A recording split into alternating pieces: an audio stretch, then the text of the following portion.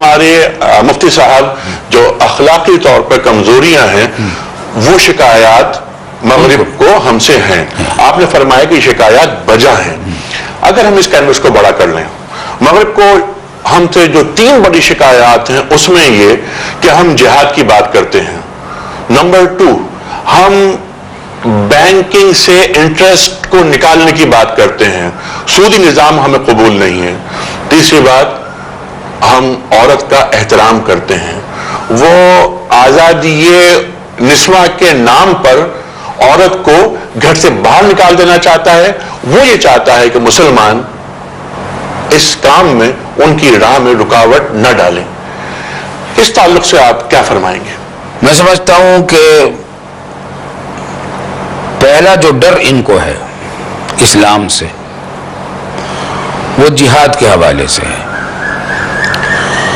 اور در حقیقت یہ ڈر ایک مصنوعی ڈر ہے جو پیدا کیا گیا ہے.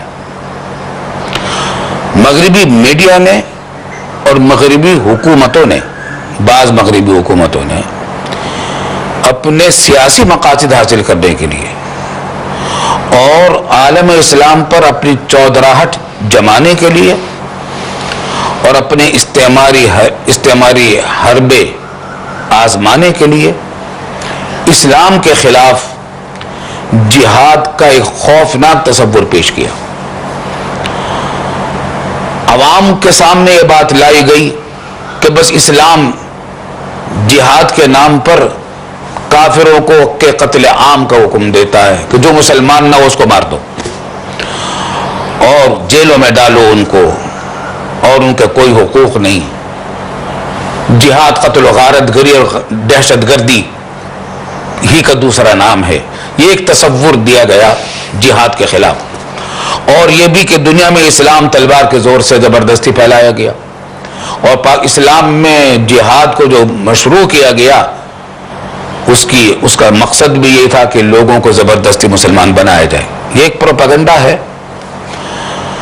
اس پروپیگنڈا کا بہت کھل کر جواب امت کے ماہر علماء نے اور دانشوروں نے، تاریخ کے ماہرین نے، سیاست کے میدان میں کام کرنے والوں نے کتابی شکل میں، تقریروں کی شکل میں، مفصل اور مدلل انداز میں دیا. یہ مسئلہ 200 سال سے چل رہا تھا اور اس میں کوئی کسر نہیں چھوڑی.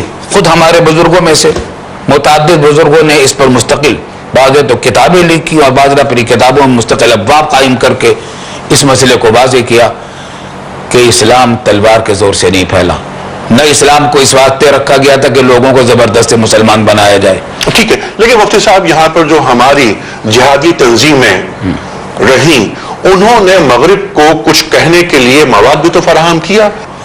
اس میں کچھ تفصیل ہے. باقی جہاد کر رہی تھی روس کے خلاف. میں نے ان لوگوں کو بہت قریب سے دیکھا. اس وقت ان کا اخلاق و کردار نمایاں طور پر مسلمان کا کردار بن گیا تھا. میں نے ان کو جہاد کے مورچوں میں بھی دیکھا، جہاد کے کیمپوں میں بھی دیکھا، ان کی تنظیموں کے اندر بھی دیکھا، ٹریننگ سینٹروں میں بھی دیکھا. ان سے باتیں بھی کی، ان کے ساتھ رہنا بھی ہوا. میں محسوس کرتا تھا کہ جہاد کی جو ایک مقدس کیفیت ہوتی ہے اللہ نے ان کے اخلاق و کردار پر وہ پیدا کی تھی.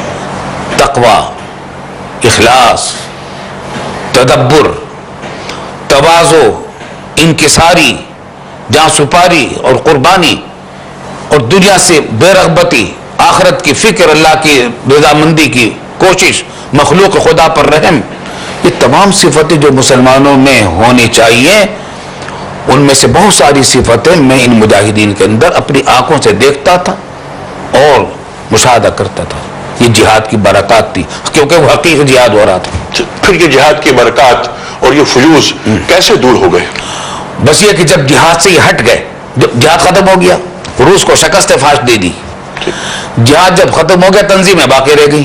اب ان کے پاس کوئی ہدف باقی نہیں رہا جہاد کے لیے، کوئی ایسا واضح ہدف موجود نہیں تھا. اب ان کو یہ چاہیے تھا، یہاں اگر ہماری قیادت ہوتی کہ اب ان کو کہا تھا کہ دیکھو یہ کام اب وہاں ختم ہو گیا، اب تمہاری کچھ یہ کام ہے، یہ کرنے کے کام ہے، ضرورت اس بات کی تھی کہ جو خلا ہوا تھا دنیا کے اندر سے ایک سپر طاقت کے ہٹنے سے، اس خلا کو مسلم ممالک پورا کرتے. گویا روس کے زوال کے بعد یہی جہادی تنظیمیں جنہوں نے امریکہ کے مقاصد کو پورا کرنے کے لیے ایک کردار ادا کیا، وہی جہادی تنظیمیں اب امریکہ کے نظام کے خلاف ہو گئیں اور امریکہ کو اب ان سے نمٹنا پڑ رہا ہے.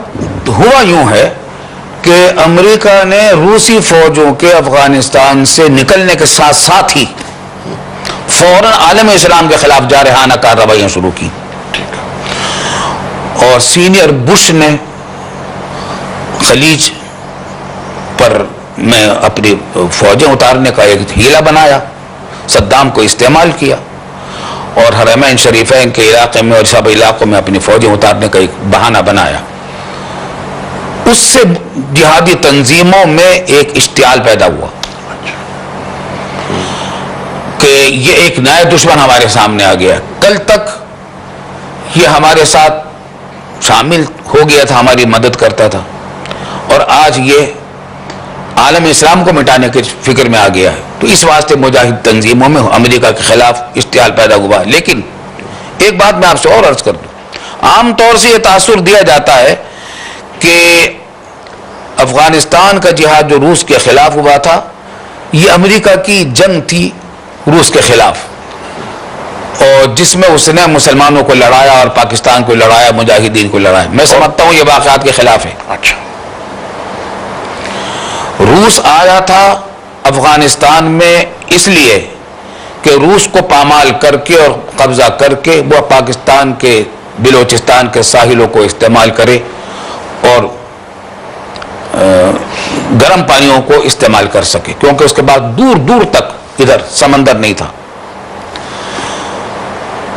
تو جتنے وسط ایشیا کے ممالک تھے سمندر سے محروم تھے، تو یہ سمندر کو استعمال کر کے مشرق وسطی تک اپنی رسائی کا راستہ بنانا چاہتا تھا.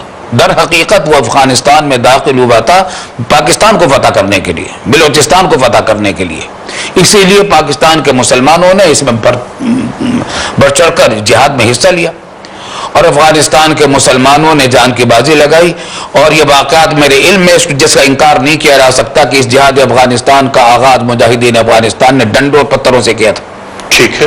اس کے بعد امریکی امداد شامل. ایک منٹ، امریکہ بالکل خاموش بیٹھا رہا کافی عرصے تک. کئی مہینے کے بعد اس نے یہ اعلان کیا کہ $10 کروڑ ہم امداد کے لیے دیں گے پاکستان کو. تو ضیاء الحق صاحب نے کہا کہ ان مونگ پھلیوں کی ہمیں ضرورت نہیں. جہاد امریکی امداد کے بغیر جاری رہا ہے 2 سال تک. ٹھیک ہے، میں یہاں پر ایک بات یاد کرنا چاہتا ہوں مفتی صاحب. وہ $400 ملین سے جیمی کارٹر صاحب کا زمانہ تھا.